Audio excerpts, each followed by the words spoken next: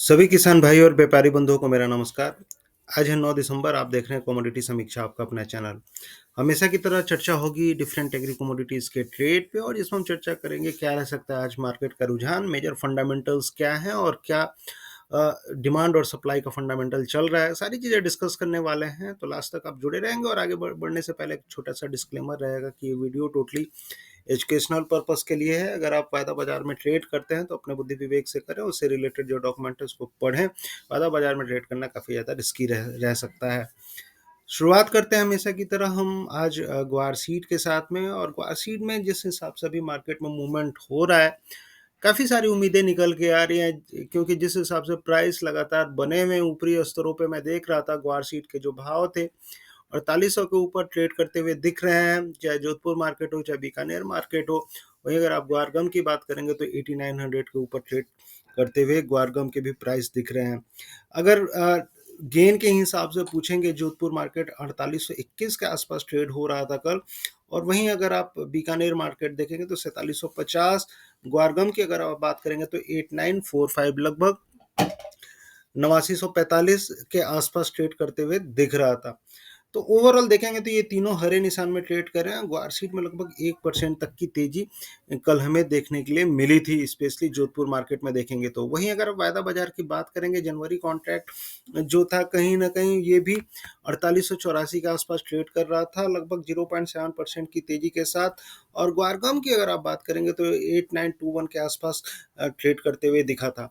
तो सबसे बड़ी बात है कि अभी मार्केट में क्या सिनेरियो चल रहा है और फंडामेंटल के हिसाब से भी मार्केट कहाँ जाते हुए दिख रहा है। अगर फंडामेंटली के हिसाब से बात करेंगे तो सप्लाई जो है वो ग्वार की लगातार कम ही बनी हुई है इस साल। और जो अराइवल्स थे मैं देख रहा था, लगभग लगभग कभी 45,000 बैग, कभी 48,000 बैग, कभी 42,000 बैग। कहने का मतलब है कि 50,000 बैग के नीचे की आवक लगातार बनी हुई है, और ये बहुत जल्दी आप देखेंगे कि 40,000 बैग के नीचे खिसकती हुई आपको दिखेगी।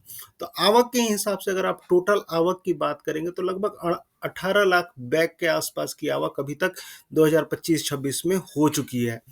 तो पिछले साल के कंपेयर में ये जो आवक हुई है, लगभग 30% तक कम की आवक ग्वार की हुई है।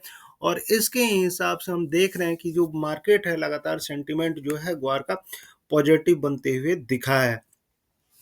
वहीं अगर आप डिमांड साइड से बात करेंगे तो डिमांड साइड से भी लगातार जिस हिसाब से ये जो एक्सपोर्ट का टाइम रहता है और एक्सपोर्ट की डिमांड लगातार बनी हुई है। अक्टूबर के भी जो सरकारी आंकड़े आए थे, आधिकारिक आंकड़े आए थे एक्सपोर्ट के, उसमें भी हमने देखा था कि जो ग्वार था, इतना टैरिफ लगने के बावजूद भी जो एक्सपोर्ट था वो ठीक ठाक ही रहा था। मात्र 2% की गिरावट देखने के लिए मिली थी, लेकिन ओवरऑल देखा जाए तो 30,000 टन के ऊपर का टोटल एक्सपोर्ट बनते हुए थे। लगभग 35,000 टन का एक्सपोर्ट चूरी कोरमा और ग्वारगम का मिला के बनते हुए दिखा था। तो एक्सपोर्ट के साइड से लगातार डिमांड बनी हुई है।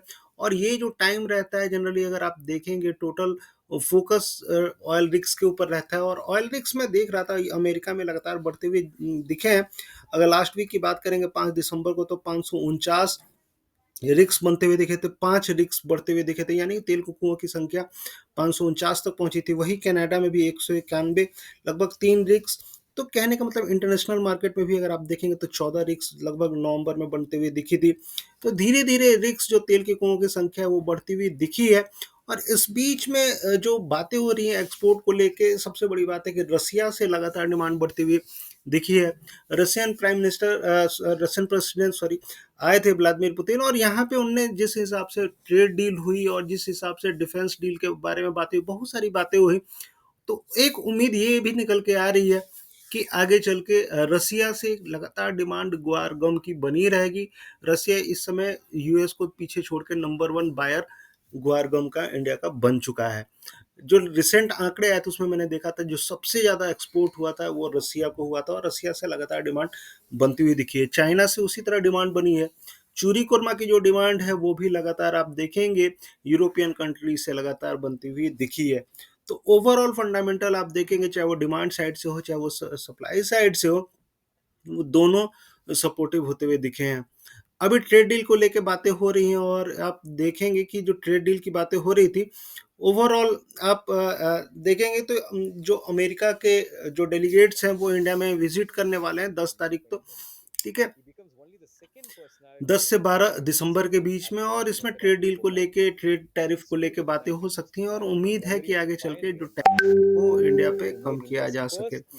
तो ओवरऑल देखा जाए तो जो स्थिति है ग्वार की धीरे धीरे पॉजिटिव होती हुई दिख रही है, चाहे वो डिमांड के साइड से हो चाहे सप्लाई के साइड से हो। एक जो तंग करने वाली बात है वो स्टॉक्स एनसीडीएक्स पे, स्टॉक्स काफ़ी ज़्यादा अभी भी बने हुए हैं। मैं देख रहा था 30,000 के ऊपर गम का स्टॉक, और सीड का भी स्टॉक अगर आप देखेंगे तो 25-26 हज़ार टन के आसपास का सीड का स्टॉक्स। तो ये थोड़ा सा सोचने वाली बात है, लेकिन ओवरऑल देखा जाए तो फंडामेंटली ग्वार पॉजिटिव बनते हुए दिख रहा है। एक चीज़ और मैं देख रहा था, अब अगर आप हीट मैप के हिसाब से देखेंगे तो जनरली जनवरी में और दिसंबर में प्राइस कैसे रहते हैं, तो उस हिसाब से अगर आप देखेंगे तो जनवरी और दिसंबर के जो प्राइस हैं, स्पेशली आप ग्वार सीड के देखेंगे, प्रोबेबिलिटी निकालेंगे मंथ ऑन मंथ बेसिस पे, तो 60% की प्रोबेबिलिटी रहती है कि मार्केट तेज रह सकता है।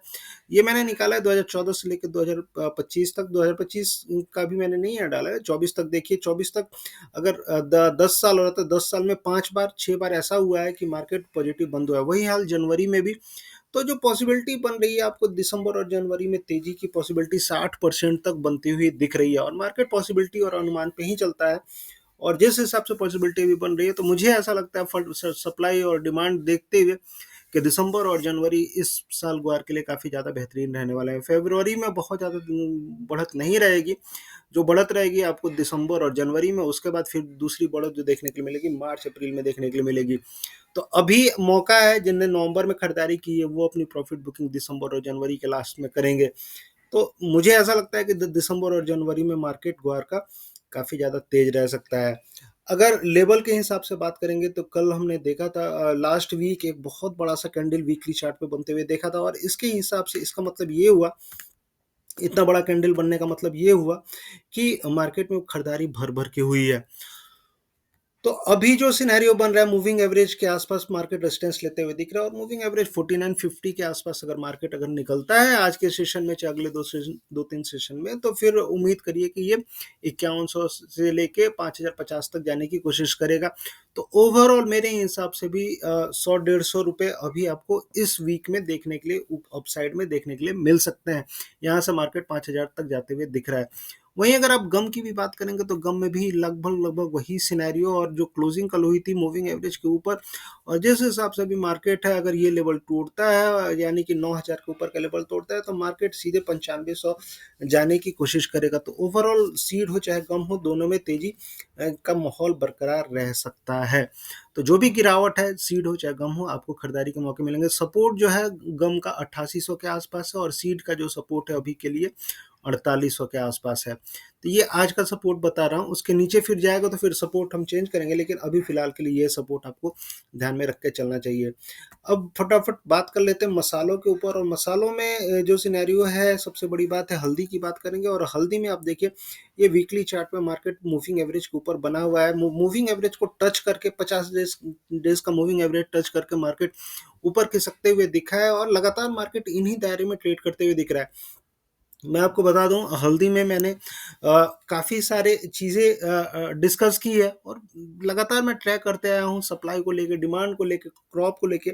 लेकिन अभी जो वास्तविकता मैं आपको बताऊं, सबसे बड़ी बात है कि न्यू क्रॉप आने वाली है, और वास्तव में इस बार क्रॉप को लेके काफ़ी ज़्यादा दिक्कतें होने वाली हैं। और जिस हिसाब से बायर्स का मूड है, स्टॉकिस्ट का मूड है, एक्सपोर्टर्स का मूड है, मुझे लगता है कि इस बार एक लंबी तेजी हल्दी में इंतजार कर रही है। आप यकीन मानिए, ये जो लेवल है, ये दिसंबर 2025, सॉरी जनवरी 2025, उसके बाद फिर अप्रैल 2025, और उसके बाद नवंबर 2025, यानी कि 2025 में बार बार मार्केट 15,500 से आके नीचे फिसलते हुए दिखा है। अगर ये लेवल टूटते हैं 15,500, 15,600 के ऊपर मार्केट बैठता है, तो फिर मार्केट ये नहीं रुकेगा हल्दी का, ये मैं बार बार बोल रहा हूँ। और जो पॉसिबिलिटी बन रही है कि 15,500 के ऊपर मार्केट इस बार बैठते हुए दिख सकता है।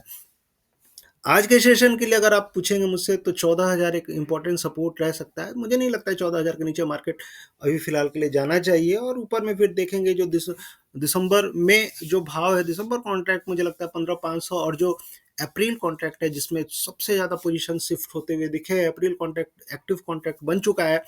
अप्रैल कॉन्ट्रैक्ट मुझे लगता है कि 16,000 के आसपास दिसंबर के महीने में जाते हुए आपको दिख सकता है। ज़्यादा जानकारी के लिए आप जुड़ सकते हैं, मैं डिस्कस करते रहता हूँ, जो भी लोग जुड़े हैं, और रिसर्च जो रहती है वो इम्पोर्टेंट है, काफ़ी इम्पोर्टेंट है। अभी हल्दी में इस महीने मुझे लगता है काफ़ी सारे लोग फँसने वाले हैं।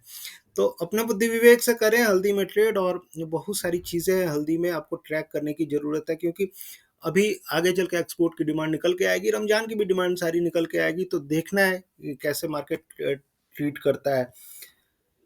जीरा की बात करेंगे तो जीरा में जो लेवल्स मैंने आपको बताए थे, उसके अकॉर्डिंगली अगर आप देखेंगे तो मार्केट ने एक ब्रेकआउट दिखाया था लगभग 21,300 के आसपास, 22,000 के ऊपर मार्केट जाके सस्टेन नहीं किया, फिर से फिसल के उन्हीं स्तरों के आसपास आ गया।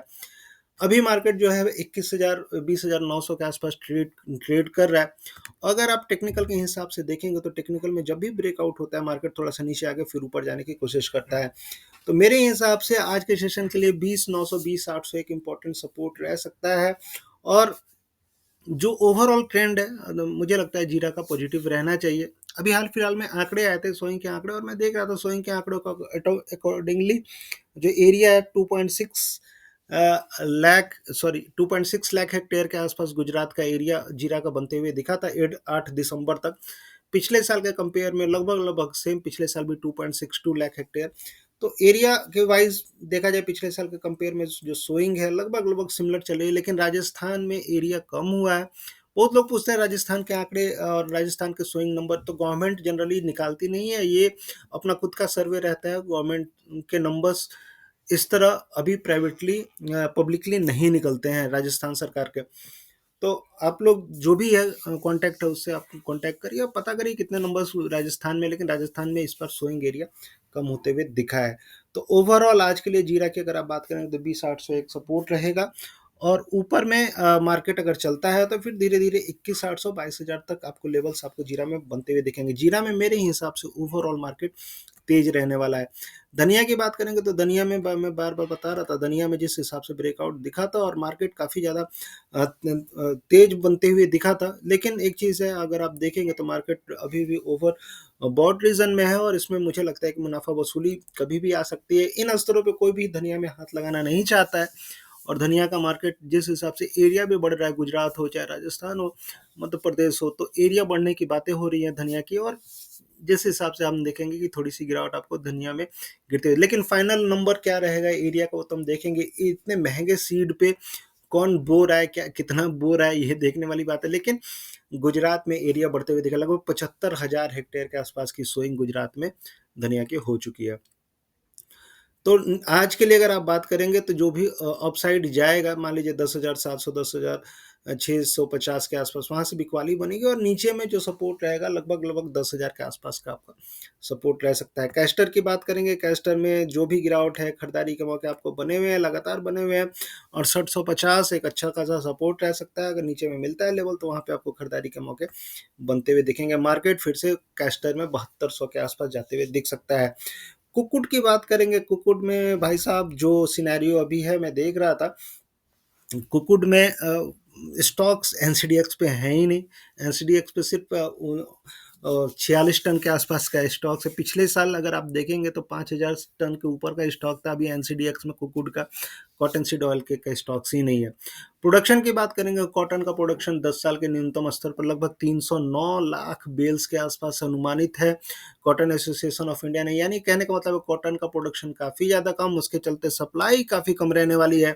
और जो मार्केट का सेंटिमेंट है, मुझे लगता है कि मार्केट बहुत जल्दी आपको 3,050 के ऊपर जाते हुए देगा। पिछली बार भी मैंने आपको वीडियो बनाया था और हमेशा मैंने बताया आपको कि 2850 2870 एक मेजर सपोर्ट है, और उन्हीं स्तरों से मार्केट अगर आप देखेंगे 2850 2870 के आसपास से सपोर्ट लेकर मार्केट उठा है।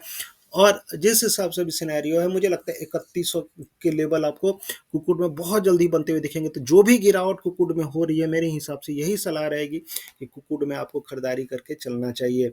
जो भी गिरावट है, कुक्कुट एक तरह से आपको एक अच्छा मुनाफा आगे चल के दे सकता है। मेंथा ऑयल की बात करेंगे, मेंथा में मेरे हिसाब से खरीदारी के मौके अभी भी बने हुए हैं, और जो सपोर्ट है 895 मेजर सपोर्ट रहेगा। जो भी गिरावट मेंथा में हो रही है, मेंथा में आपको खरीदारी करके चलनी चाहिए। ऊपर में 950 से लेके 1005 तक के लेवल आपको मेंथा में बनते हुए दिख सकते हैं। वहीं अगर आप इलायची की बात करेंगे तो इलायची में अगर केरला मार्केट में देखेंगे तो लगातार सप्लाई कम होते हुए दिखी है। कल मैं देख रहा था 1 लाख केजी के नीचे की सप्लाई बनते हुए दिखी थी। लगभग-लगभग वहीं के आस-पास 72,000 और इधर 34,000 केजी में है ये अराइवल्स। तो लगातार ये जो सप्लाई थी अगर आप देखेंगे तो 2 लाख केजी और वो अभी घट के 1 लाख केजी के आस-पास हो गई है। एवरेज जो प्राइस थे 2353 से लेके 2387 तक ट्रेड करते हुए दिखे थे। केरला मार्केट में थोड़ी-सी गिरावट बनती हुई दिखी, उसका असर अक्रॉस इंडिया देखने के लिए मिल रहा है इलायची में। लेकिन इलायची का ये जो टाइम है, सप्लाई धीरे-धीरे कम होती जाएगी और जो डिमांड है, डिमांड आपको लगातार बनी रहेगी। तो जो भी गिरावट है, मेरे हिसाब से इलायची में खरीदारी के मौके भी आपको बने हुए हैं, खरीदारी करके चलना चाहिए। मार्केट जो है 2200 का सपोर्ट लेते हुए दिखेगा केरला में, और ऊपर में जो पॉसिबिलिटी बन रही है, केरला मार्केट 2800 के आसपास दिख रही है। वायदा बाजार में भी देखेंगे तो इलायची जिस हिसाब से मार्केट है तेज बना हुआ है। अगर आप ये कैंडल देख रहे हैं लाल और हरा, इसमें हरा ज़्यादा दिख रहा है, इसका मतलब कि मार्केट हर बार तेज होने की कोशिश कर रहा है। तो इस बार भी इस वीक भी देखेंगे तो 2636 के आसपास वायदा बाजार ट्रेड करते हुए दिखा था। इलायची का ओवरऑल मार्केट तेज रहने की कोशिश करेगा। तो ये था एग्री कमोडिटीज़ पे मेरी राय। बड़ी इलायची में भी लगभग वही सिनेरियो है, 1600 के आसपास कई जगह बोलियाँ लग रही है, लेकिन गैंगटॉक मार्केट में अभी तेज होते हुए दिख रहा है। सप्लाई काफ़ी ज़्यादा कम है गैंगटॉक मार्केट में, तो उस हिसाब से आपको अपनी रणनीति रखनी चाहिए। तो तेज रहेगा इलायची का मार्केट, घबराने वाली बात नहीं है। और ज़्यादा जानकारी के लिए, मोर इन्फॉर्मेशन अगर आप जुड़ना चाहते हैं, जानना चाहते हैं चीज़ों को और पर्सनली जुड़ना चाहते हैं, तो इस नंबर पे डायरेक्टली मैसेज कर सकते हैं, जुड़ सकते हैं मुझसे। अदरवाइज़ बहुत सारी इन्फॉर्मेशन तो आपको मैं यूट्यूब पे ही दे देता हूँ। अगर आपको रिसर्च रिलेटेड कुछ ऐसी क्वेरी चाहिए, जुड़ना चाहते हैं, तो आप इस नंबर पे मुझसे मैसेज कर सकते हैं। चाहे वो दलहन हो, चाहे तिलहन हो, चाहे कोई भी चीज़ हो, मेरी कोशिश ये रहती है कि आपकी हेल्प कर सकूँ। तो मिलते हैं फिर नेक्स्ट वीडियो में। कैसा लगा आपको ये वीडियो आप ज़रूर बताएँगे, और जो लोग पहली बार देख रहे हैं उनको यही अनुरोध रहेगा कि लाइक करें, सब्सक्राइब करें, ज़्यादा से ज़्यादा कमेंट करेंगे तभी आदमी प्रोत्साहित होता है वीडियो बनाने के लिए। वीडियो की फ्रीक्वेंसी सबसे बड़ी बात है कि कम हो गई है, और इसका कारण है कि देखिए वीडियो आदमी बनाता है, आपको ज़्यादा इन्फॉर्मेशन चाहिए तो आप जुड़िए,